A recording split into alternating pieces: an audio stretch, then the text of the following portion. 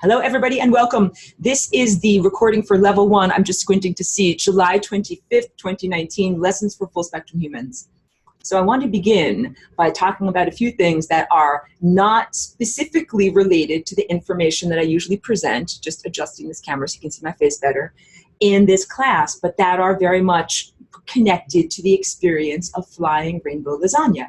So I'm feeling more and more of these waves is the only description that I can possibly come up with, or moments of inundation or moments of energy flow that feel like shifting in a waking dream, kind of like you would think of your transmission, the transmission of your car that helps you to shift gears between various different sizes of gears, that this is a consciousness shift. That's kind of like the transmission in your brain, but it's not just your brain. It's your brain and your chakras or energy centers, and also your non-physical consciousness or your one's awareness shifting between levels of consciousness. So I'm sorry, I drink a lot. I'm very hot and the lights are hot too.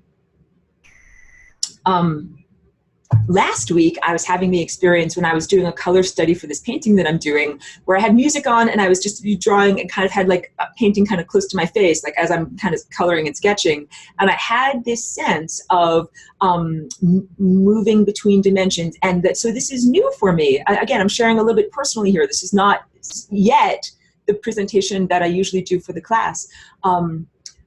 Some of the neurological damage that I have in this body that I've been overcoming has been in that place between waking and dreaming, that kind of moment when you are in the moment of falling asleep, or lucid dreaming, like that kind of the edge between consciousness. So it's been a great challenge for me to explore those levels of consciousness, and that's also where you get stuff like out-of-body experiences and astral projections. So that's why I don't include that as any of my teaching. Like I haven't been an expert on that. I haven't been able to explore that. That aspect of my anatomy has been limited.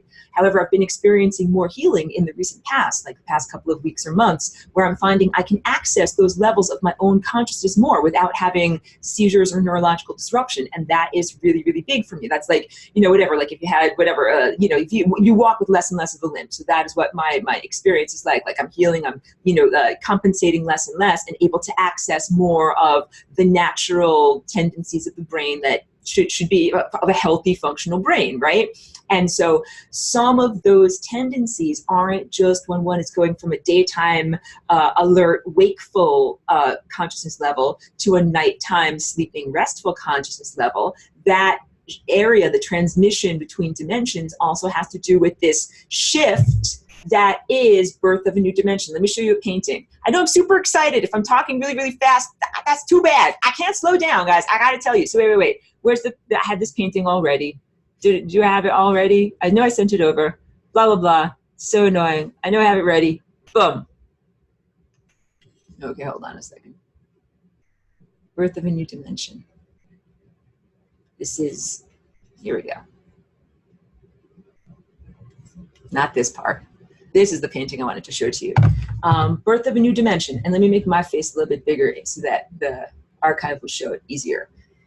A transformation of the ordinarily toroidal or donut-shaped energy field that is magnetosphere that surrounds our planet. And our planet is not just a dead, stupid rock floating in space. Our planet is like a living being that we live on, just like little tiny animals live on the surface of my skin. These are like mites and different things like that. We live on the surface of an actual living planet. I know that my class is smart and I don't have to tell you stuff like that. Just putting that out there.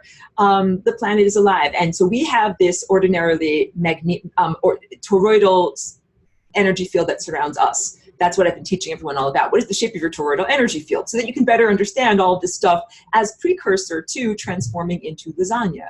So I've been saying for a long time that we're undergoing this shift. And the shift, a lot of people have buried trauma from a long time ago when the shift was not a good shift. It was more like a crashing downward with grinding gears, not a gentle, beautiful gliding shift. That was like the fall of consciousness. That is known as the fall from grace, or, you know, the fall of whatever, the fall of Atlantis, all of that negative, catastrophic fall type of stuff. And the pole shift then was about north-south to south-north, boom, boom. That kind of caused displacement, but also was part of a sanitizing, a wiping clean of the record of what was actually on Earth previous to that shift. So it wasn't just that it was a natural thing, it was also a very intentional erasure of the vestigial traces of the civilization that was there, that was highly sophisticated, that we were all a part of. Flash forward now to many, many millennia later, where we are having the corrective experience. I've talked about this a lot. None of this is new to members of this class. All of this is review up until this point, saying that what I've been teaching for 6 years is all precursor, like music theory, to the day, to the moment when we're going to be like, okay, tap, tap, tap, the great conductor says, time to play in the band. Guess what, everybody? It is time to play in the band. That's what I'm saying, that this shift, this inside to outside, this flying rainbow lasagna is happening right now. So I said, let me go back to my face, that I had this experience last week of feeling in my daytime waking consciousness, as I was, drawing and doing my little thing and had my music on. The feeling to me felt like I couldn't remember what room I was in or what house I was in or what street I lived on. We are not talking dementia. I can hear all of these. I can hear you guys. I'm telepathic. We'll get to that in level 2. Yes, I can hear all of the silly comments and things like that. Nothing like that. We're talking about not anything that is pathogenic, not anything that is the end result of having a stroke or neurological difficulty, or not the end result of any kind of toxicity, like something that you ate or drank bad, not a bad sandwich. It was not bad clams. It was not anything like that. We're talking about a healthy birthing of consciousness into an expanded state. So what I felt was that sense that sometimes you might feel when when one is lying in one's bed about to go to sleep, you might, especially if you're in a hotel or camping out or sleeping someplace weird, you're like falling asleep and you kind of forget, like, which bed am I in? What state am I in? Where am I right now? Where am I in space? You don't know where you are floating in space. And that's actually a pretty powerful moment, because it's a moment of like indeterminacy, like quantum indeterminacy, where you can then use that as an opportunity to shift. So I felt that sense of indeterminacy in my daytime waking last week. And I'm also able to relate that to what's happening in terms of, there's a lot of, which is called energy coming from the sun, and energy that is changing on our planet. And so some people follow this, and they're following things like from a satellite feed or from something that measures the Schumann resonance. That's like, if the doctor is like taking your temperature, like, here, put this in your mouth, take your temperature, see what's going on. But that's not, we're just looking at symptoms or whatever. So I'm saying that we are experiencing these energy waves that are kind of like contractions. We've been having them for a long time. Now they're very, very close together, and the birthing is really happening. It is a different state of perception. And so I was feeling it just earlier today, and I felt it yesterday very strongly. Feels like a sudden inundation of energy coming in. And to me, when I feel that these oceans or these currents of energy coming in, it makes me feel like very spontaneously, like I just got to dance like a flying rainbow lasagna. That's it. And on those same days when I felt that, I'm like, okay, time to dance. Got to do my dance, dance, dance, dance. And then I check out what's going on with other people. Other people are responding to this energy differently. And again, I'm not holding myself up as like, I'm a good person, they're a bad person. Not at all. It's like this. Did you train for the marathon? It is now time to get your sneakers on, get your sports bra on, get going on the road. So when that ocean of energy comes, I'm like, oh, wait, I got my sneakers, I'm ready to run. I start running. Not everybody is ready to run. So I have read other stories of people on those same days who felt that they had, this was yesterday, person had heart palpitations. Other people in their office building were taken away in ambulances. So some people are having profound health crises. I have a neighbor that I loaned my car to, and I swear I left the keys like in the most obvious place, for them to be able to borrow the car keys. And they were so mentally like disarranged. They couldn't focus enough to be able to find the car keys. Like I had to specifically, tell them they still couldn't find it, go there and help them. So I'm trying to say confusion. Some people, like if you are not prepared to run the marathon and all of a sudden you got to do this, you're in the ocean of consciousness, waves are crashing, I don't know what's going on. Some people are feeling profound confusion. Doesn't mean you're a bad person. It just means like, what, WTF, you don't know what is going on. That's like, because that person might not have done any of this training to be able to read the map and to know what is going on. So, and that's just a very, very small sampling. I don't talk with everyone in the entire world during the day. That's just from a very small statistical sampling of the people that I interacted with yesterday during these experiences. And I had the same experience this morning, right when I was sitting outside to do my flying rainbow lasagna dance before I came here to do this class today. So I'm feeling that not only is it is happening at greater levels of intensity and closer together, just in the same way that physical birth happens. You know, the contractions happen, and they happen stronger, and then they happen closer and closer and closer together until the baby is born. So this is it. Like, it is absolutely time for each one of us to recognize that we're painting reality through observership, paintbrush of your mind, and that this is the moment now. You don't wait for an external signal. I think that so many people are thinking, like, when I see, you know, flying saucers in the sky, then I'll know. Oh, quiet down, Chicky, it's okay. No, you don't have to wait for external flying saucers. Like, I think all of this is arising from within. Hold on, guys. Sorry to disturb you. Let me just give a pause. That barking is actually good, because that was part of what I wanted to relate. My little dog. Quiet down. That's enough. That's enough. Really enough. During these moments, Cheeky, that's enough. Sorry, guys. When I would feel these inundations of energy, Cheeky, hey, really enough. Thank you. Cheeky would get super playful and happy. So I don't know what's going on right now with the energy, but when the waves would come in, she would all of a sudden, like, start playing, jumping up on my lap, licking my face, like, just out of nowhere. So I would suddenly feel like I have to do flying rainbows on, and Cheeky feels like shit. But right now she feels like she has to bark. This is not okay. Okay, so hold on. Let me get her settled down. Hold on. Sorry, guys. So let me enough. Let me go through the chat and see what's going on here. Oh, good, Ines. Thank you. Yeah, when I share these experiences, it is always meant to be like a medicine story, something that is informative or helpful to someone else in some way. So that's thank you so much.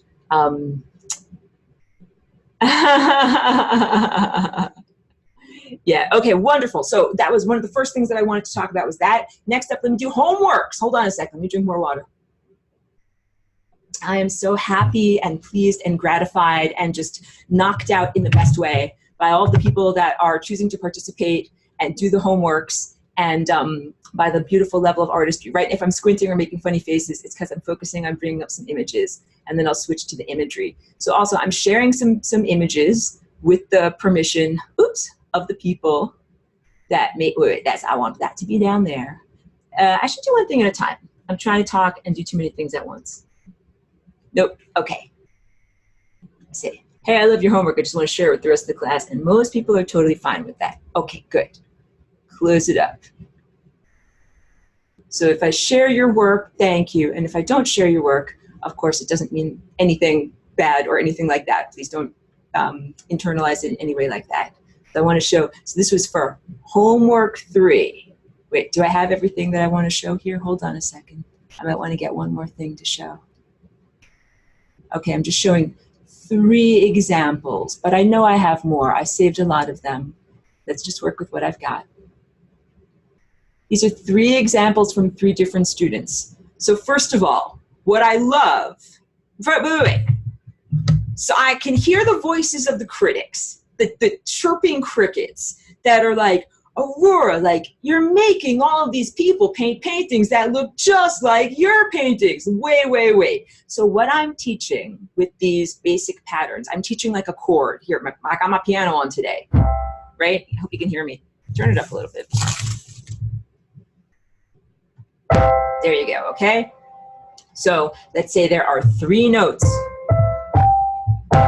And all I'm teaching you is these are 3 notes, and they fit together, and they make a chord, and the chord is called this, and this is part of music, all right? But it is totally up to you in your level of personal artistry, how you use this chord, how you arrange it in your music, how you use it for your self-expression. So what I'm teaching in terms of these, the color choices, the harmonic proportions, and the way that these shapes fit together in order to form these larger superstructures, this is like teaching music theory. So I don't want to squash anybody's artistry. I want everybody to be a unique artist. So one of the things that I love is in giving these assignments, seeing the different ways that people are approaching learning, the learning process, understanding use of materials. And I know everyone's super wanting to be very neat and everything like that. So sometimes they make a mistake or they make it messy and they make a final project. Like, I appreciate that very much. I don't want anyone to think like your work's too messy, you can't show it to me. No, it's not like that.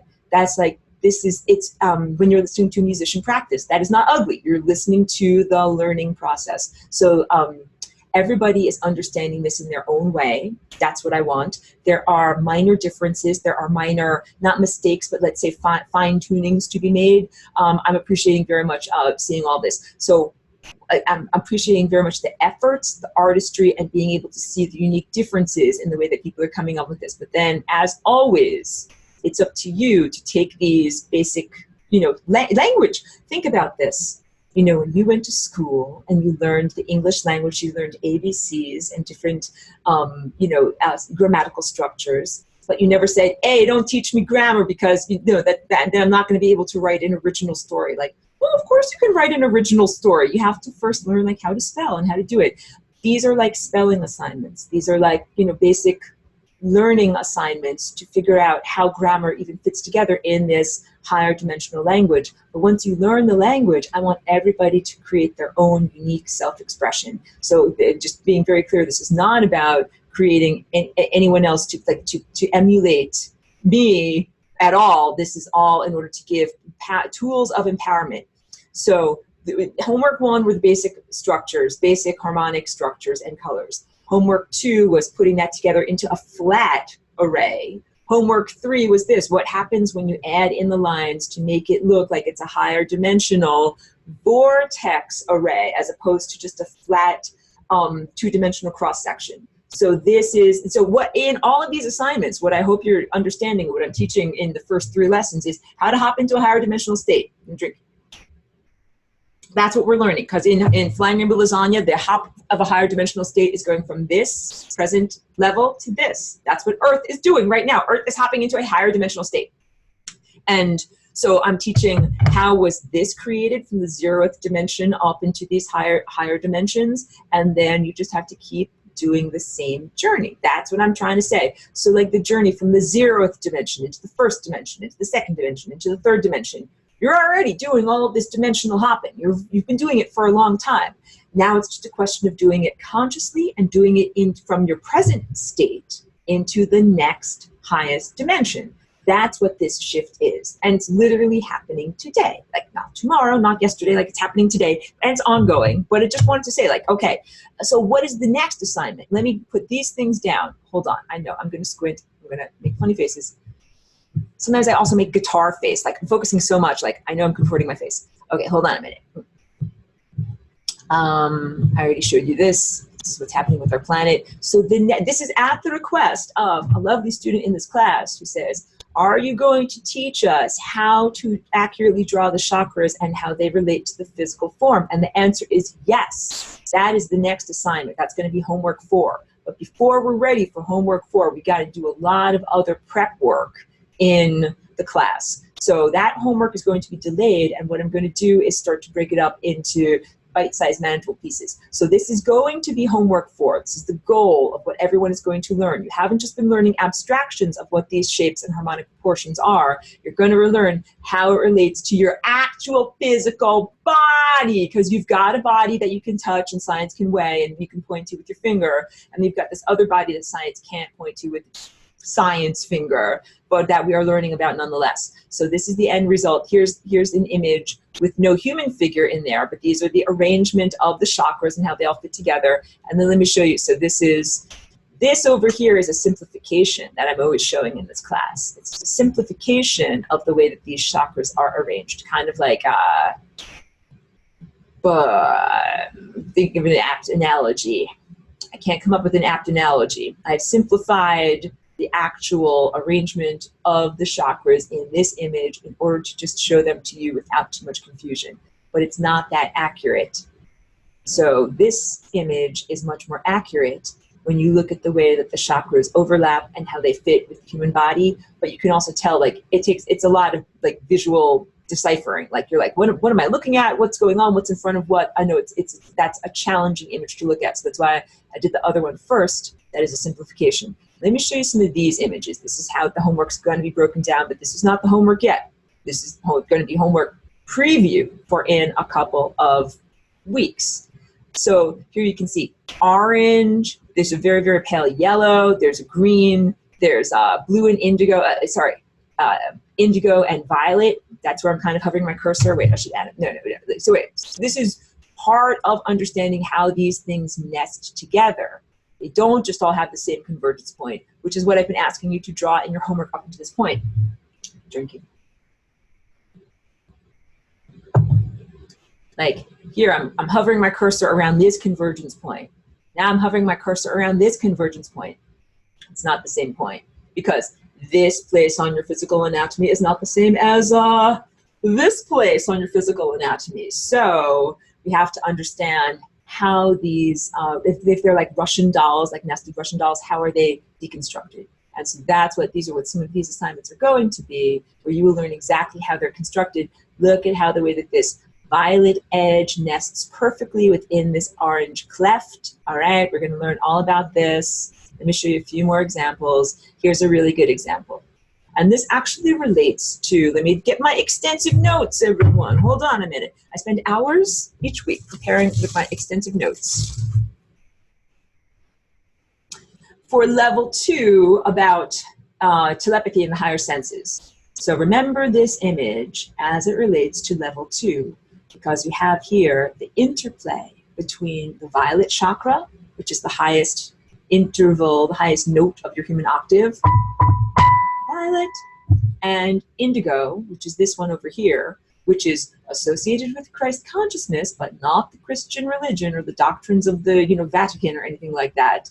And these are your higher faculties. And we'll get into that in level 2 of exactly what the higher faculties are and how that relates to a telepathic society.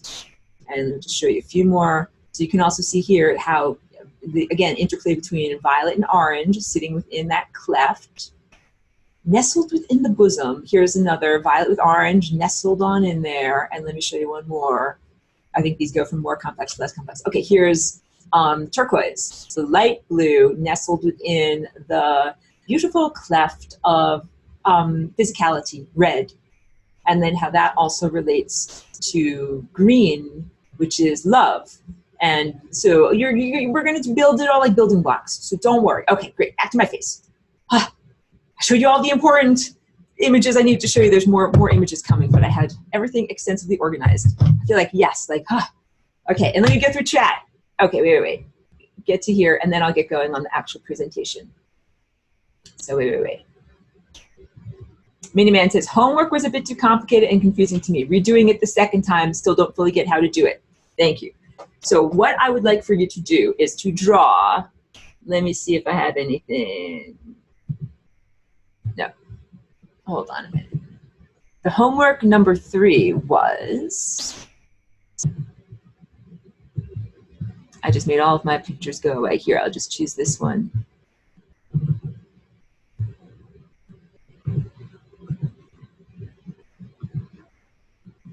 Now I'm going back to screen share. Screen share. Okay, so this is a student example of homework number 2. And homework number 3 was to draw this again, but what we're going to start doing is creating vortices by connecting this vertex, this pointy, vertex means like a pointy point, and a pointy point. They're going to get connected together with kind of looping ovals that go around like that. That's not the best drawn oval in the world, but you're kind of getting where I'm going from. This digital pen is hard to work with. This goes behind here, so we're also going to experience the magic of perspective with overlaps to be able to show like, hey, see this line goes in front of, this line goes in front of, this shows that there's a break here. There's nothing there, so we're beginning to use the magic of perspective to show these overlaps. So yeah, what the homework assignment for number 3 was to turn this flat array over here that would be considered a flat cross-section into a series of nested vortices by putting in these lines that are, they are arcs, they are parts of ovals. They would, I'm trying to think of what the right word is. So up until this point, I've been asking you to work only with perfect circles and to create these images out of circles that could be traced on a template or done with a protractor. But in order to complete homework assignment 3, you will have to learn to make some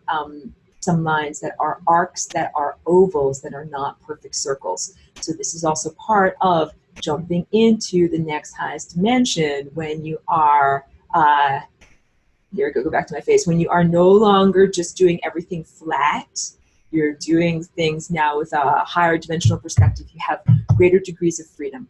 Okay. So that's homework 3, and I have a written description of what homework 3 is. Oh, and also homework 3 includes a video that is in the supplementary homework videos that's called The Mobius Transformation Revealed. If you're watching this on YouTube, you can also just do a keyword search for Mobius Transformation Revealed, where you will also see and understand, just with that, what you're actually drawing and painting. Because the Mobius transformation is like a way of reflecting reality in a sphere and understanding that all of the different changes and graphic distortions of what you're seeing have to do with the angle and perspective of light reflecting off of the sphere. Carol says that she had heart palpitation 2 weeks ago and went to urgent care and got the EEG. They went to the ER. Everything went back to normal within the 4 or 5 hours traveled there at the hospital. Yeah. I think that a lot of people are having heart stuff. And also zappings, weird zappings. Like you might get static electricity zaps. There was a person that was climbing a mountaintop, actually a couple climbing a mountaintop, and there's an image of the guy with his hair sticking out like he's touching a Van de Graaff generator. So there's a lot of extra energy that is at large. So if you're having neurological symptoms, electrocardio symptoms, like not something from a blockage, like a fatty blockage, but something about the rhythm of your heart. Yeah, all of these things completely make sense to me because we are experiencing inundations of energy. Judy says, same as Miniman gets it, but with the tools that she has, it's very challenging. Threw away the first draft, gonna try again with the third compass. Oh my goodness, and paper was too small. So working larger is actually easier, it's very true. Decimal to fraction conversion is challenging, definitely. And having challenges, I understand very much. So again, no pressure, and I appreciate the learning process and allow it to unfold. And there's no pressure for you to have to hand in your assignment by a particular time. So we're taking a 2-week break on those drawing assignments, at least until the class gets more up to speed on some of these other concepts that I need to share with you first before we start to draw some more. Julia says, I didn't understand yet how to make consistent semi-arcs. Could you explain? I do all of mine freehand. So in order to make my circles perfect, I use a circle template or a compass. But once I have those 2 little vertex points, what I usually do is I use my elbow as a pivot point and hold a pencil like this. And I usually make a pencil line first, and then I'll make these little arcs. So that's what I would recommend. I'm a drawing teacher. I will never tell you what to do or whatever, but I'll tell you this is how I do it. So yeah, I use my elbow's pivot point and kind of light pencil marks. And then when I get it about right, then I take a pen or a marker, and then I will make the final mark, and then I'll erase my pencil line so that it looks neater at the end. What's the diameters of the connecting ovals? Those diameters can be determined according to what looks right to you. So that has to do with, let's find a little circle. Hold on a second. So this is how, can you see this? This is a very dirty template, but you can't really see it that well. I wanted to find something that you can see, like that's a circle that you can see. Here, you can kind of see this. All right. When we're drawing these things flat, you're drawing a circle like this. When you're drawing an oval, you're drawing a circle like this. Hey, it's kind of tilted. Hey, it's really tilted. Hey, it's not very tilted at all. So your circle will be dependent upon the tiltiness of your oval. How tilty, oops, don't want to break my thing. How tilty is your chakra? Is it this tilty? Wait, because that way you can see the top. So you're looking at this up here to make the oval.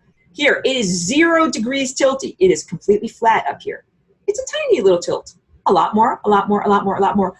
A giant amount of tilt. So now, can you see that here on a black background? Look, more tilt, less tilt, less tilt, less tilt, less tilt, less tilt. So you're the artist, you get to choose, you get to make your own thing, make it accurate if you can.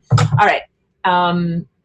Gala, says, I did something like that last year, but the software I was using would not let me do too much. I remember what you were working with. You were working with flat circles. Maybe it might have been in Photoshop, and the ability to make it look like the circles are kind of moving concentrically.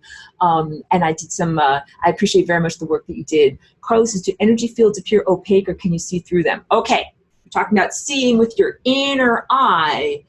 When I see them, they are definitely translucent and they contain more information than just the physical surface. Like when you're looking at my face, you're like, I can see the physical surface of your face, but you can't tell like everything about the cellular structure of my body and where my face has been and all, how much sunlight, everything about it. But when you see these higher dimensional spaces, what you're seeing is not just like a smooth red skin or something like that. Like you're seeing stuff that has information. There's much more there than just a plain color. So what I'm asking everyone to do is just do stick figures, do rough approximations of what these things are. You're learning a map. You're learning an approximation, not the actual thing.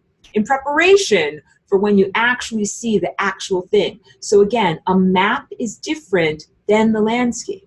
This is a representation of what time is. It's not time itself. When you actually get to these higher dimensional states and you look through your inner eye, you will see all this stuff. You will not need anyone else to explain it to you. It will become totally implicitly clear. You're like, I know exactly what that is, and it doesn't require language. No narrator. No narrator will be telling you, this is this, and this is this. Like, you just know. So everything in this class is laborious, flapping, moving mouth parts just to be able to tell you about the things that you will soon see and perceive directly. So it's like describing a taste. I'm like describing like chocolate is this, and it's this, and it's this, but like that you just got to have it, and then you know what it is.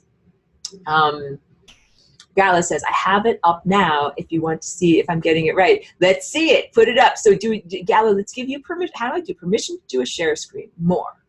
Gala, allow record, name, move. Good. Gala, you should be able to do a share screen. Let's see if you can do it. Share screen, not a stream. Ice cream. As Sandy recommends French curves. And you just think I do actually have a series of oval templates, but they're very hard to work with because sometimes they don't look tilted the right amount. Oh, good, Gal is sharing. Oh, show me what you got. This is awesome. I love it. Super duper. Love it. Cool. Can you show us again? You want to do it one more time? Yeah, awesome. Love it, love it, love it. So Gala took that etching and put it into a program and like dimensionalized it so that we can see a little bit more the individual pieces and how they move. Beautiful work. Yeah. Awesome. Thank you. Super cool. Awesome. Thank you so much. So let's see if we go start to Gala, stop share. Am I back to me? Nope. Just exit full screen. So awesome. Thank you. That was really cool. Good and good use of technology. Thank you so much. Thank you, Gala, for doing that work and for sharing it with everyone else so that to be able to see things like interesting. Patricia says, I see Archangel.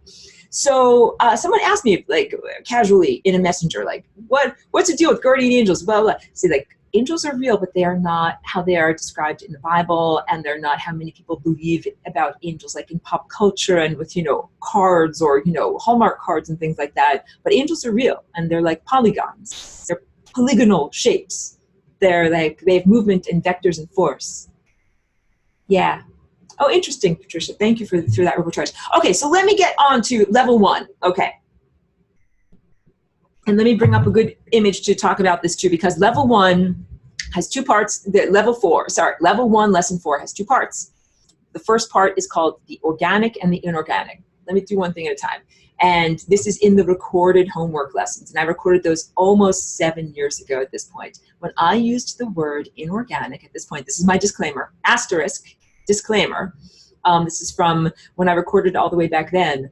I was using the word inorganic in order to describe life that is natural, that is part of us, but that is not our physical aspect of self. As opposed to when many people now are talking about inorganic life or something, using the word inorganic, they might be talking about an artificial intelligence or a digital form of intelligence or something that is not natural, that does not exist in conjunction with organic biological cellular structure. So I had to make a big distinction. So that's why I didn't erase the lesson. I left the lesson up there with the same words, but at the top there's a disclaimer where it says, when I'm saying inorganic, this is what I mean. So what I'm talking about is the interplay or the partnership between you as a physical embodied being. You got red, which is physical. orange, which is your guts and your mammalian emotions and your, fight or flight instincts. And no, actually, I should say not that. More like attraction, revulsion. Fight or flight would be more like just basic survival stuff. But your attraction, your revulsion, your desire to work in community, your fluffy bunny huggingness, and a little bit of intellect on top. But that's the idea that that's like your quote unquote lower self, and that there are these chakras or energy centers that are non-physical that are another aspect of self. So wait. Now I want to get to the image that I was going to find before. Let's just find a good image so I can just talk about chakras. Here. Okay. And this one will make go away. Do share screen. Okay, so this image, I brought it up because there's a good distinction, and I get the annotation going, between the anthropomorphic form. Like you can see very clearly there's a human figure there, and then there's all of this other stuff that is around the human figure, all right? All of that other stuff is still you. It is not something other than you. But now I have to talk about how all of this stuff comes into being. First, there is pure consciousness, which would be like the melody of you. That's you, that's you, that's you, that's you, that's you just floating around, like looking for a place to be. And that little song of you, is able to have a body conceived, like conceived in the womb, and then a physical presence is formed that your little song can jump into and exist. And as your physical presence grows, the chakras are generated. This is a really, really big, important distinction to understand. So the order of operations goes: consciousness makes physicality, and the whirling and twirling and swirling actions of physicality generate chakras. Big. I'll go through it again. You don't exist as a physical body, but you exist as pure consciousness. Then you get a physical body, and that physical body, little by little, creates whirling and swirling chakras of time. That's big and important. You can't skip having the physical body. Your chakras rely upon the health and well-being and continued living existence of your physical body. This is really big. This is really huge. I'm going to drink more water. Why is it so big and huge? So first I have to talk to the understanding that so many human beings have of being like lowly, poopy sinners that aren't that good. Patricia asked me about what this painting is. This painting is made out of acrylic. It's my own formula of acrylic, and I put different thickeners in it to achieve those different textures and bumpiness and stuff like that. Okay. A lot of humans think like if you're physical, it means that you're stupid and not that good. And if you're non-physical, then you're super and you're the best. And that's highly erroneous. So this is part of what I'm trying to break through in these cultural presumptions. Because if I say that there's the physical aspect of you and the non-physical aspect of you, everyone who's physical is going to defer to their non-physical. They're going to be like, oh, non-physical, you're so much wiser than me. You tell me what to do. No, that is not the way it's supposed to be. Your physicality, your physical human form here is a miracle, and it has requirements, and it should be prioritized. This is almost the opposite of what almost everybody does in their life, because maybe I should go back to my face and just talk to you about this. Almost everybody in their lives are asked to deprioritize your physical health, vitality, and comfort for something else. That could be, you got to hold it in and not go to the bathroom because the people around you don't want you to. It's inconvenient for them, so it's for the convenience of them, or to be able to go to school, or to be able to have a job, or any of those types of things that you feel like you have to deny or deprioritize the needs of the physical body. Same thing with eating. Like this is pretty much what you learn when you go to school. You learn like how to hold it in and not go to the bathroom all the time, and how not to eat all the time. That's like training for little people, so that then you can eventually join the workforce where you're not allowed to just eat and poop all the time. That would be considered like being an animal. You just get to eat and poop all the time. No, you become domesticated. Now you have to only eat and poop at certain times. So this is all about like I'm trying to break through your domesticity and get to the point of understanding that your body has a wisdom. Your body is amazing. Your body is a miracle. If your body is like, hey, I need to drink some water right now, you should drink some water. You shouldn't be like, well, I shouldn't drink that water because then I'm going to have to go and use the toilet, and there's no toilet around, blah, blah, blah, or I'm going to have to raise my hand, or I'm going to have to do this or that. You're thirsty. Your body says, hey, give me water. You should have water. How about hungry? My body is hungry. You should eat. Like you should do all these things. or rest. Rest is another good one. Most of us have to sell our time in order to be able to survive. So it doesn't matter if your body needs rest. You're like, I got to keep working because I need to get my money at the end of the day so I can keep my electrons flowing in a wire, right? So we have learned to deny or deprioritize the requirements and needs and physical comforts of the body at the same time that we're told that we're lowly, horrible, greasy, poopy sinners, and that beautiful angelic angels and non-physical spirit beings and ascended masters are all up there in a higher dimensional world where they don't have to poop and use toilet paper and they're all much better than you. No, no, no, no, no. This is what I'm trying to get across to all of you. Having a body is a miracle. Being here and ingesting food and being able to grow. When you ingest food, you accrete light. This is the whole point. Why are you here? Why are we here? Why do we have a physical body? Because if you could just jump directly to chakras, you wouldn't have to go through body, right? Why even get a freaking body? Because you need to have a body to be able to play your music. Basically, like if you think of your body as like a guitar with strings or a piano with strings, that you got a body with strings, which are DNA, so that you could then strum those strings and make the music. And the music is the music of your chakras or energy centers, all right? So I'm trying to say, don't have the power struggle where you say to your non-physical energy centers, oh, chakras, you're so much wiser and non-physical than me, tell me what to do. Because everyone does this, like, bearded sky god, tell me what to do. Mommy, daddy, president of the United States, somebody tell me what to do. No, nobody tell you what to do. You know what to do. And break through your acculturalization and your domestication to, really, do what is right. So in the lesson, in the recorded lesson, I talk all about this and I say, what you're supposed to have is a partnership where you and your chakras, or your organic, physical, biological self, and your non-organic, non-physical, non-biological self are working together in partnership. Again, I'm not using the word inorganic to say artificial intelligence in any way. This is not about having something that is like a demonic, non-embodied artificial intelligence come inside of your body. No. What this is about is recognizing that you have all of these layers of cake that are the layers of cake of you, from your physical all the way up through these layers of non-physical, and it's all you. So most people have disassociated with their higher dimensional levels of self, and we'll talk about higher senses in level 2, to the point where they think that it's someone else, something other, and that someone else is driving the car. Like you'd be like, I'm too dumb to drive, you drive, Jesus, take the wheel. And I'm not mocking your religion when I say that, but I'm being lighthearted. But sometimes people do stuff like that. Ascended masters, take the wheel. Someone else, anybody but me, tell me what to do. You're not supposed to be that way. So you're supposed to be in a partnership. Because here's the other deal. Think about this. If you were like a Neolithic or, a simple hunter-gatherer at some point in human development, and you're going along through the landscape, and what your job is to keep your physical body alive. You have to evade different things that want to eat you and not fall in a hole and break your leg. And you also have to find enough food and water and nourishment to be able to keep your body alive and accrete more light, which basically means keep your chakras going. So chakras that are good, like good workers in your company. You are the CEO of the company, and your chakras are supposed to work for you, and your physical body is supposed to work for you too, and you're all supposed to work together to keep the body alive, right? The chakras, if they're working well, they help you to find food and water.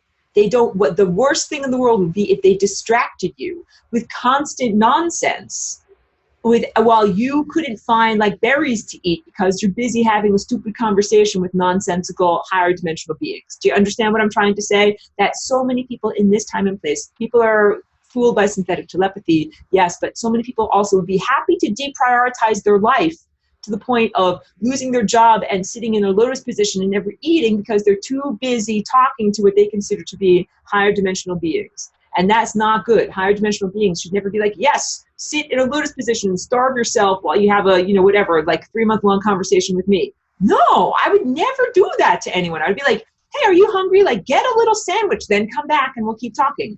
So this is discernment. That, first of all, we're in this unprecedented time where there are lots of artificial intelligence implants. There's implants on the level of your DNA. There's implants on the level of your chakras. Nothing is functioning the way it's supposed to. So I'm also, when I recorded this lesson, when I'm talking about it in this context now, I'm talking about the ideal world So I don't know, like, if you guys have perfect families or perfect marriages or whatever, but imagine that I'm like talking about the perfect family dynamic and the perfect marriage structure, right? But it's like, if you're like, that doesn't sound like life in my family, or that doesn't sound like, you know, me and my husband, like, yeah, it probably doesn't sound like you and your husband, because things are rather effed up around here. So now we're talking about things that are like disease or friction or aspects where the chakras do not interact effectively with the physicality or with the mentality. And that's happening on many levels. That's happening definitely here on the level of daily waking human intellect. That's a pretty effed up area. It's also happening up here on the level of insight.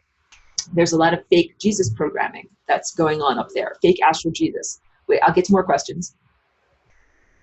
There's a lot of hijacking that's happening at the level of orange down here.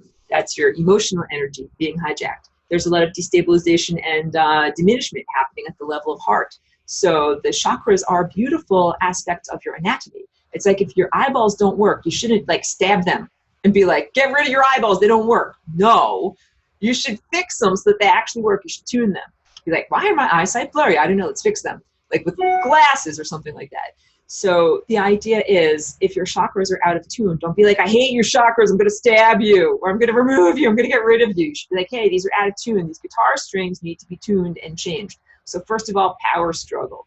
Who's really in charge? You're really in charge. You're the driver. Don't acquiesce to your chakras as, or inorganic aspects of self, as being like somehow smarter, better, faster, and that they're supposed to tell you what to do. So like, hey, I know what to do. I'm hungry. I got to eat a sandwich right now. I got to take care of my body. That's it. You're supposed to prioritize taking care of your body, because literally, if your body doesn't stay alive and doesn't keep on doing its magical DNA dance, the chakras are not generated. One example, and I'll get into this more in level 2, is the example of your higher faculties, where you have a physical structure in your brain, that's your pineal gland. And that is like the movie projector that projects an actual, you know, projection, like a light projection, a thing that's not there. If you die, and your DNA stops moving, you stop projecting, you stop making chakras, you stop making non-physical aspects of self and time and probabilities and possibilities. You're just a dead thing, you're a dead husk. The pineal gland is still there, your brain is still there, but it ain't doing anything. Your body stopped processing and making chakras. So again, order of operations, and I'm emphasizing this in the same way that you learn music. Play these notes again. Okay, order of operations. Start off as a swimming around consciousness with no body and no chakras. Then you start to get a body, you conceive of a body, and it starts to become structured, and it starts to create these energy vortices. And then those energy vortices are strengthened. And then I also didn't say the end result of this entire melody is eventually your physical body transforms or has a metamorphosis and becomes the fuel for the continued existence and acceleration of your non-physical or chakra body, okay? So you get a physical body to grow these non-physical time centers, and at a certain point you don't have a physical body anymore, but you got to get like solidified, like clay. Clay, when you are working with it on a certain level, is mushy and gushy, but if you let it dry at a certain level, it gets solidified, it actually changes its structure, and it stays the way it's supposed to be. So that's what we are doing in this journey. We're submerged in matter. Mama, matter, mother, mother and matter. This is the same root word. We're submerged in matter, and we're still gushy. Our chakras are still gushy. Remember, chakras are wibbly wobbly. They're wibbly wobbly. It's not the way it's supposed to be. What we are trying to do is to solidify our chakras, to get them to be like clay that has dried, and then it's like, now it has form, it has substance, it has backbone, it has structure, and that's the journey. And then when that happens, you don't have to be physical anymore, because you can withstand the buffeting of these huge energy waves, these galactic super waves, like the things that have been coming through that I'm talking about at the beginning of this recording. Hold on, let me drink a little bit more. Patricia says, I thought the chakra membranes eventually dissolve. No. What happens is that the chakras eventually become aligned so perfectly that you do not explore the membrane areas. So up until this point, we've had chakras that are wibbly wobbly, and they are aligned at all sorts of different angles. So instead of having this perfect, I'm drawing this black line, this is a perfect column that goes up through every single one of those chakras. All right? That's if I'm, and if you can see this over here, here we go.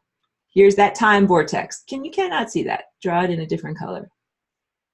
Here, time vortex is like this and this and this, right? And there's that central line that goes up the middle. All of these chakras have a central line, and it's the same line that overlaps on all of them. So when your chakras are perfectly in alignment, you don't explore any of this. You don't explore any of this. You don't explore any of this. But what's been happening up until this point is that you might have some chakras in alignment, but some of them are like askew like this, or some of them are askew like this. So on some levels, you might be perfectly in alignment, and on some levels, you might be hitting into the membrane of death. So when you are perfectly in alignment and your body is totally healthy and your energy centers are totally healthy, you're shaped like this. This is the perfect relationship. It's the perfect marriage. It's the perfect body. I'm drawing everything perfectly for you here. And these are the only timelines that you experience. All of these ones going up the center column. And you never experience any of the periphery over here where I'm scribbling. That would be where you die. Okay, wait. I'll go back to my face.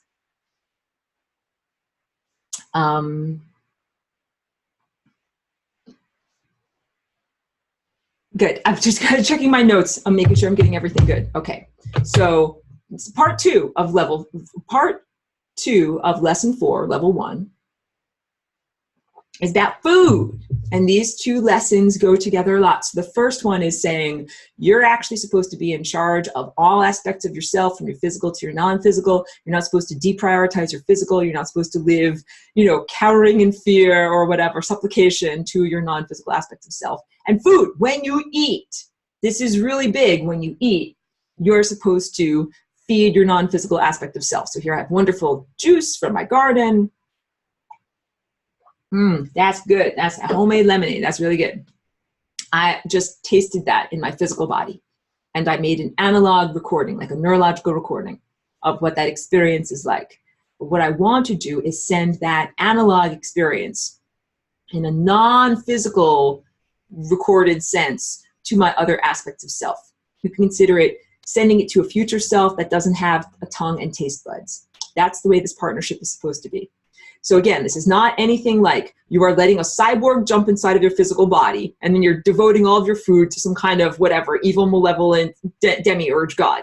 No. And I know one person is very lovely, and she has told me, like, Aurora, it's exhausting to have you constantly having to defend yourself from, the perceived misperceptions, the expected misperceptions. I know, I do not mean to be exhausting all of you, but I can anticipate the various misperceptions. So that's why I have to so laboriously make these distinctions, that your non-physical aspects of self are aspects of you, and they are natural.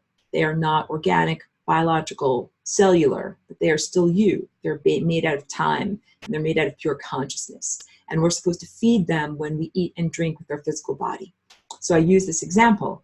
My friends back east in Woodstock are foodies, and they would have this yearly holiday open house party and invite everyone over. And I'm telling you, I had the best fried chicken I ever had there. Vegans, put your fingers in your ears. You might want to take a moment or whatever, but oh my God. So these friends, they made the chicken, soaked it in buttermilk, did the whole thing, fried it in lard. It was like perfectly fried. And I have this mental recording that I can remember sitting in their kitchen and eating this piece of fried chicken. And I think I'm like holding it in like a paper towel. And I'm like, this is the best fried chicken I've ever had. Like, nobody talk to me, while I make an imprint of like, what is this? This is so good. And I saturated my taste buds with it. And I like made a memory of what it was. And I've done that with some really memorable moments. Like I did that eating some fresh sardines that had been just, pulled out of a small fishing village and, cooked over an open fire. Like some really, oh my goodness, some smoked salmon that I just got when I went to a conference in Washington State. That was like from a small roadside stand that was, I think a Native American person, and just this wonderful small batch, it was the best tasting smoked salmon I think I've ever had ever. You just sit there and you eat, and you're just like, nobody interrupt this flavor. Like, I need to record this flavor. And I'm recording it not for an AI overlord, not for some kind of cyborg that doesn't have a tongue or teeth or know how to eat or anything like that. I'm recording it for myself in a dimensional state when I transform and no longer have a physicality. and for future collaborators where I might want to play that note. That's the note of fried chicken on earth. So I've had comments, because I always use this example as like the pinnacle of fried chickenness, you know, the pinnacle of deliciousness. People are like, ew, like fried dead flesh, like that's not so great. You know something, like if you're a chicken, a fresh plump earthworm is like the most amazing man from heaven. Whatever is your organism, that is the, you know, pinnacle of your thing. Whatever, if you're a dog, you're like, this is the best dog food I've ever had in my whole entire life. Well, you just think my dog, she really likes like chicken necks and like chicken feet and stuff like that, like things that we would consider gross, she considers to be a great delicacy. Okay, hold on a minute. Okay, good. Getting into, so let me do, I'm almost at the end of level 1 recording. I'm going to do level 2 recording. Let me get to this question and then we'll do level 2. Angel, lovely. Thank you for being here. Angel says, how can I discern if the telepathic communication is real, coming from putis, those pesky occupiers of the membranes between worlds, some sort of projection from myself or others, or from truly benevolent beings? These are all the right questions. I will read everything and then I'll respond. She says, I've been down many false paths and gotten into extremely serious real-world problems over false interpretation of telepathy. Oh, girl, I get it. It seems almost every time I consciously try to test telepathic connection with a person in real time, it fails. However, sometimes I'll read or see things from across the world and they're accurate. Do I eventually reach a vibrational dimensional state where I can't get so confused? The answer is yes. So right now, we are in unprecedented times. It is not merely a question of you raising your energy, getting enough love momentum going, and activating your higher faculties. We have synthetic telepathy. So if it were just a question of you, like, learning how to play music and listen to other musicians, that's already hard enough. But then on top of that, you also have an overlay of artificially amplified minds that don't belong in the symphony at all, that are playing horrible, crashing, evil, gross music. So it's very, very challenging. I cannot say enough, like, I'm here in solidarity with all of you. I've been facing these challenges. So I can tell I'm a telepath. I'm a natural telepath. It means that I don't use any kind of neural lace, no microchips, no voluntary, I have not submitted to any kind of fibers to be injected into me or whatever, even though we're all here under the chemtrail, so we've all got stupid fibers. No psychedelics. I don't take ayahuasca or mushrooms or any kind of stuff like that. I drink raw cannabis juice. So, you know, I certainly have cannabis in my system. But when people come into my studio and they're like, oh, this is what I see on ayahuasca, I'm like, yeah, no, I don't do ayahuasca. I don't do any of those things. I consider those to be artificial augmentation, or like training wheels at best, or at worst, amplification of minds that are not well, they're voices that are not well trained. So if you're a singer and you're like, oh, that's wonderful. But what if you're like, ah, like, or some heavy metal, you know, like evil singing? I won't even do that with my voice. It should not be amplified. That is like not good singing. So that's the whole idea.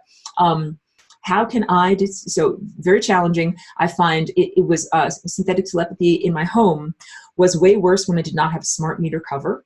I also found that it was way worse when I had a cell phone, but I didn't put it in a little Faraday pouch. So now I have cell phone cover, smart meter cover and Faraday pouch. And if I start to find I'm getting a lot of synthetic telepathy attacks, I will cover those two things up. How can I tell if something is a synthetic telepathy attack or an assault as opposed to a loving communication? And the answer is a feeling of love in my heart. So back in Woodstock, I knew this guy. And we speak well of him. He has passed on. May he be going on his journey. He was a very lovely person. He was like a teacher, just a very helpful, loving individual. You know, he died very sadly of brain cancer. But there were times when I lived in Woodstock when I was like a wandering mendicant and I didn't have anything. And he gave me a ride a couple of times. Like I didn't know, like, you don't get into straight cars with strangers back then. So he was like, you know, very kind and helpful to me. So that was how I knew him. And then, of course, you know, years later, I was already established as an artist, but I still knew him as a lovely person around town. And so I knew that he was struggling with brain cancer, and I had already moved to California, and I was in the noodle shop getting Mongolian barbecue, and I read on the internet that he had passed on. And so I was like, oh, like, you know, I remembered in that moment that he had been genuinely kind and generous and loving towards me when, of course, I was very new to humanity, and, you know, little gestures meant a lot. And I also met a lot of profoundly evil people. So he was like a shining light that told me, like, not everyone around here is, you know, freaking evil. And in that moment of remembering his lovely gestures towards me, I felt his presence there. And he was kind of like doing the goodbye tour or the victory lap. That's what happens. Like when you're on your way out of here, he was doing the victory lap, running around. He broke the tape. Like when you finish a race, you break the tape. You run around one more time holding the flag of your nation. He was doing the victory lap. He was kind of like giving me a little salute. And I feel it right now. He gave me a beautiful feeling of love in my heart. And this is real love. Love is a tone. Love is a tone. He played the music of love in my heart, and it makes me feel kind of like a little bit of an ache in my chest, and like sometimes even brings a little bit of happy tears to my eyes. And also I find my vision gets clearer. When I get like real love, I'm like, oh, like I feel like I can see clearer and like colors are brighter. So that was what I calibrated to. Up until that moment, I had never calibrated to that's real love. That's what love really is. And I've been on earth for many, many years. I think that says a lot. I've been experiencing a lot of synthetic telepathy, a lot of mental assaults, consciousness-based assaults, because it's confusing. If you're trying to tune into divinity and play your own music and live your own life, and you've got crashing, unpleasant synthetic telepaths, and it's not just the inconvenience, or just imagine having a GPS that always gives you wrong instructions. It can also be neurologically damaging. So, and all of that is intentional. It's intending to be distracting, it's intending to be misguiding, and it's intending to literally burn out neurological pathways in your brain to diminish and incapacitate you. It's horrible. It's quite horrible. So yeah, and a lot of people that think that they're in the new age and they're listening to channeled information and someone's typing out a thing and they think it comes from Archangel, whomever, or Great Ascended Master, whomever, or Jesus, or whatever they want to call themselves. And it turns out it's all synthetic telepathy because none of it came from that feeling of real love in your heart. So each one of us has to get your taste buds online. Be like, what does this really taste like? Taste it. Does it taste like love? Does that taste like love to you? That does not taste like love to me. Then do not eat it. That's it. You only go with the things that totally taste like love to you. So the answer to will you ever reach a vibrational state where you're not so confused? Yes. It's the process of transformation and metamorphosis. This is like growing up.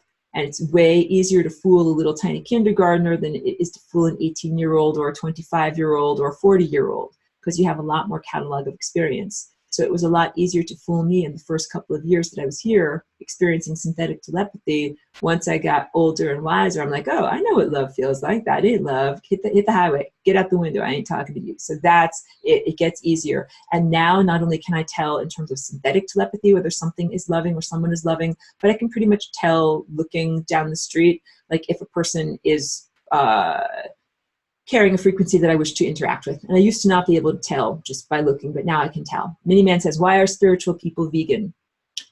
Well, I'll read the rest of your comments before I respond. And the frequency of meat, etc., is not helping the ascension process. And you're eating meat. Is vegan good for spiritual development or not? So I do not tell other people what to eat. I recognize that I'm on a unique journey and I'm in an anomalous physical body. Like my body is not like everybody else's body. So yes, if I wanted to, I could eat nothing but fried chicken and bacon. I'd be fine. In fact, I eat bacon and eggs for breakfast almost every morning. Fats and proteins are really good for my body, but everybody has their own unique body. There's an immense amount of biodiversity. So I don't tell other people what to eat. And I, ask the same level of mutual respect that you would recognize that I would be in charge of what is right for my own body. You want to talk about vegan, though, there's a vegan agenda, and it is an anti-human agenda, it is an anti-life agenda, it is an anti-health agenda. Why do I say this? Vegan diet is not actually adequate to support human consciousness and human life. No indigenous communities practice a vegan experience. Indigenous communities eat plants and animals in a balance that are both in season at the time. So if you really want to be like super ethical and super connected to nature, I would say model your experiences on the indigenous people that appreciate meat. Meat can have a healing quality. Like I know a person who is trained in the Western world of doctor, but he's also a medicine man from the indigenous world, and he walks between both of those things. One of his patients is a man that had a heart problem, and according to medical science of the Western world, they say low fat, no meat, plant-based diet. So this doctor asked his patient, what do you want? Like, what would heal you and make you feel better? And he said, what I really want is bear meat. I want to eat bear. And so he said, well, then your wife should make you some bear. And that's exactly what he ate. So this is what we have to understand, that there is healing and powerful energy.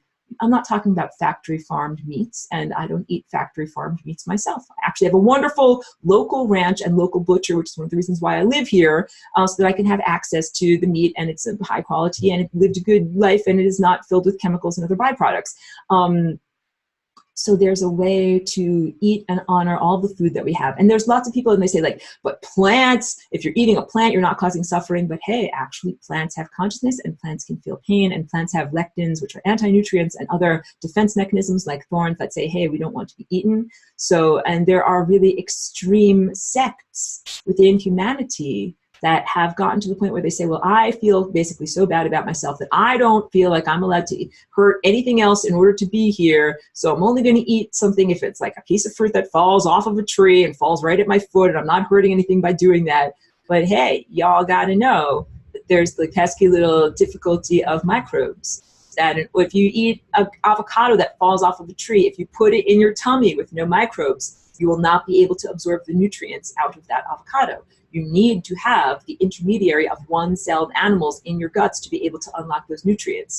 This is what fermentation is. There is no way around this. In our present system of physicality, in order for you to maintain your life, something else has to die. There's no way to get around that. So again, I say veganism is an anti-human agenda that is being promoted by this artificial intelligence, ancient AI, that is being promoted by non-human, extraterrestrial, and extra-dimensionals who want to weaken you. Why is it not good for humans? Because it literally does not contain the nutrients that you need in terms of maintaining your consciousness. It doesn't contain the right animal fats, and you do not have vitamin B12, and you have to take supplements. If you're eating a diet that you have to supplement, that is called malnutrition. So I'm on a ranch now, I'm just going to do it. I look at veganism as a stylish form of intentional malnutrition, where people actually think that they are doing justice for the environment, where they are instead weakening and diminishing themselves. And I would instead encourage a diet that is non-genetically modified,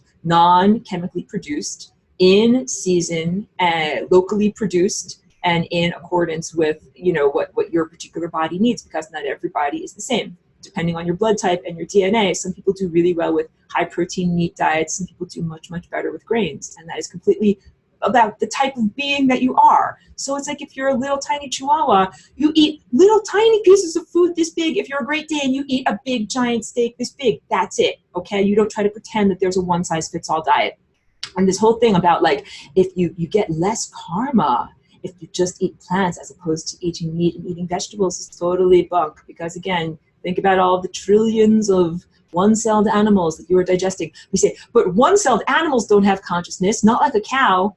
Like, do you hear what's going on here? Like, that's incredibly hubristic. Like, how do you know? Why do you think that an amoeba or a lactobacillus is less valuable or precious than a multicellular cow? Do you see, like, there's anthropocentrism all over this? It ain't right. It ain't right. So blah, blah, that's what I'm trying to say.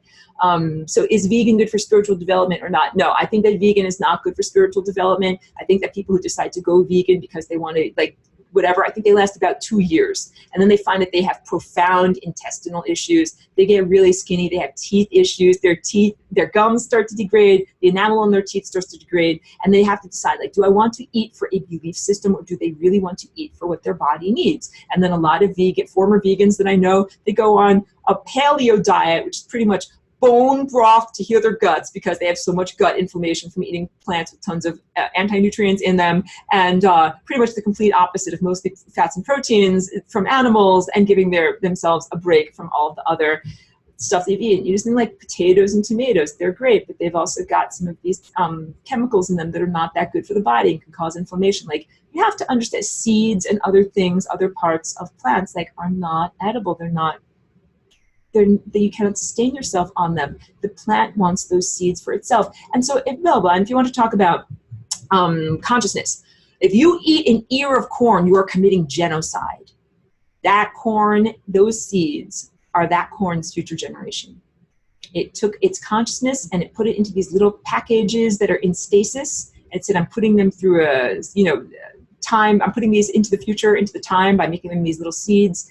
And if you eat all of those seeds of that corn, then that corn does not get to live in the future. It's genocide. How about that? How about I describe eating corn as genocide? There's so much to be said on this. Okay, so wait, I just can't rant on that anymore, and I need to get to level 2. Patricia says, I can relate to Angel's comment. What I found is that boundary testing your field with some type of shielding really helps.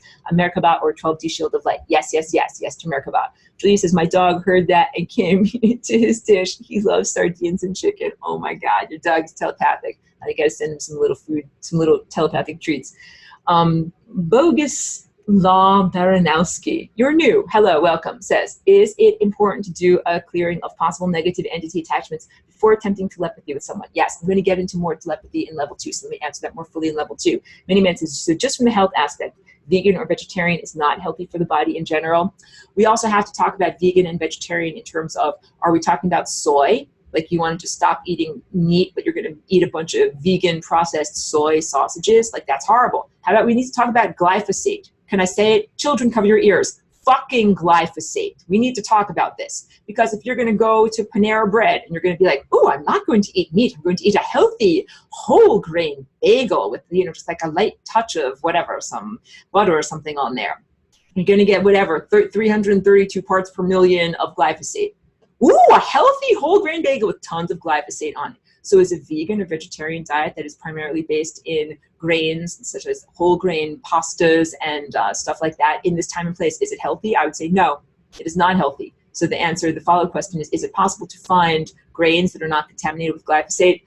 Wah, ha, ha, ha, ha. Wait. 10 minutes later, Aurora is still living. Ha, ha, ha, ha, ha. No, it is very, very, very, very, very, very, very, very, very challenging in this time and place, intentionally in this food system, to find grains that are not contaminated with glyphosate. Even when you buy organic, Bob's Red Mill organic oats got tested positive for parts per million for glyphosate. Just like when you drink organic wine, you think, I'm drinking organic wine, it's great. No, the runoff from the glyphosate goes into your fields too. It's in everything. Glyphosate is in everything. So you're like, I'm going to be super healthy by eating nothing but plants, but you're eating nothing but glyphosate. That ain't good for your body. So you have to understand that you're making these dietary and food choices not merely based in a vacuum or a moralistic context, but in a place where the food system is intentionally contaminated.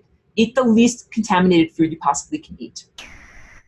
Patricia says, pertaining to food as frequency, it is really up to your body to tell you what to eat. I agree. Remember that Aurora is a stellar being that came to our frequency and probably uses meat to tether her for grounding. Oh God, yes. But the rest of us need to lighten our load. And so animal food might be too grounding or heavy for us to ascend. Just a thought. Patricia, I think you make a really, really good point, because also everyone needs to understand, I have a super fast metabolism. This is not, I'm not like a regular person. I don't tell you to eat like me. Like I eat lots and lots and lots of food, lots of very caloric, dense foods. Like I eat coconut manna and nut butters by the spoonful and tons of almond cookies and beef jerky. And people who know me, they know like I eat all the time, but I have a very small stomach, so I eat a lot, just throughout the time. And I eat things that are very fatty, like bacon and everything. My body thrives on that. And you're completely right that if I didn't eat like these very heavy, dense, grounding foods, I would be super, super skinny and not even be here in my body. So I eat all these things intentionally to be in my body. So yeah, it's not a one-size-fits-all life. It's not a one-size-fits-all diet. People require different things. So you make a really wonderful point. And that's also why, I might share my rant about veganism, but again, I leave it to everyone individually. I leave your journey of food to you individually. But the here's Aurora's prescriptions for food or whatever. Please choose non-genetically modified organisms, because their DNA sounds like this. That's not music, okay? Choose stuff that's not sprayed with, pardon my French, children, cover your ears, fucking glyphosate. Choose, food that is not covered with corn syrup that is made from genetically modified stuff. And if you just made those basic choices, then you would do pretty well in terms of avoiding most of the toxins that are in our food system right now. And then the other thing is, avoid toxins. The real thing is, when you're eating, focus on your food. And this is big. This is my real diet plan. If you really want to know, how do I build my body? How do I stay healthy and vital? When I eat my food, I focus on my food instead of talking on the phone or driving my car or watching a video or doing something else other than tasting my food. I taste my food and I literally absorb it into my cells intentionally while I'm doing that. And very, very few people do this. And in our society, it is encouraged to eat in a distracted manner. So the real diet here is not to eat in a distracted manner, but instead to eat in a focused manner, really tasting everything with your taste buds, really making these recordings, really saying, I'm in this moment, I'm sensing this. Like if I'm going to eat a cookie or whatever, like I look out the window at my garden and I look at my flowers and like tasting the cookie and looking at my flowers. Like I encourage everyone to do that as much as possible. Don't eat over the sink. Oh my God, don't make like mac and cheese out of the package and then you mix it up in the pan and then you eat it over the sink. No, that is eating like a subhuman. That is not being even alive. Whatever food you make, you put it in a dish, you make it look nice. The experience of it. You have to have the experience of eating. It's not just about food goes in here and poop comes out here. With the experience of eating, you're eating your surroundings. You're eating the social interactions that you're having. So if you're having a fight on the internet with someone, you're typing and typing and typing while you're eating your food, you're eating the anger. You're eating that negativity. Don't do that. Eat your food. And also, how long does it take to eat a sandwich? Like 5 minutes? I think every single one of us has 5 minutes. Like you don't have to do your emails. Put that aside for 5 minutes. Taste your actual sandwich. Julia says, I'm healing on a local mixed grass-fed diet plus yogurt with fresh ground flaxseed, Budwood protocol. Very nice. She says, can we learn Merkaba visualization skills soon? Yes, it's coming up in the lesson. Let me do one more question, then on to level 2. Ines, thank you. And I know that you're in from Europe, I think from Germany. Thank you for tuning in. It says, what about charging and individualizing food by frequencies, by chakras in our hand? I do this always before I eat something abroad. That makes it easy and it works as I feel. So yeah, you're talking about what we would call blessing food. And I've done this often. So I try to bring my food with me as much as I can. I've traveled recently, or sometimes, you're out in a place where food is out of your control. And what if I have to eat some meat that is like not the best meat and it didn't come from a beautiful local butcher? Well, I will definitely bless my food. And you can also put a Merkaba around your food. If you say, this is what is available to me in the time and place, I have to eat this in order to survive, put a Merkaba around it. And the basic blessing is, I am happy and grateful to have sustenance. Please, I invite in all of the actual nutrients that my body needs, and please allow everything that my body doesn't need to pass through, in a good way, because there could be bug poop. You could eat a very nice salad that's got some bug poop on there. You don't really need that bug poop in your system. That's part of passing through, or any kind of chemical sprays, or any kind of adulterants, or any kind of thing like that. And also there's consciousness. What we're eating when we're eating food is we're eating consciousness. And so what I do when I connect with, animal, when I eat it, I thank that consciousness, literally. Like I talk to the pigs, I talk to the cows, I talk to the chickens, and I'm telling you, my muscles, they're made of animals. And the animals are in me, and they help me to be strong and healthy and to live my life. And that is how I do my life. So thank you very much. Wait, one more.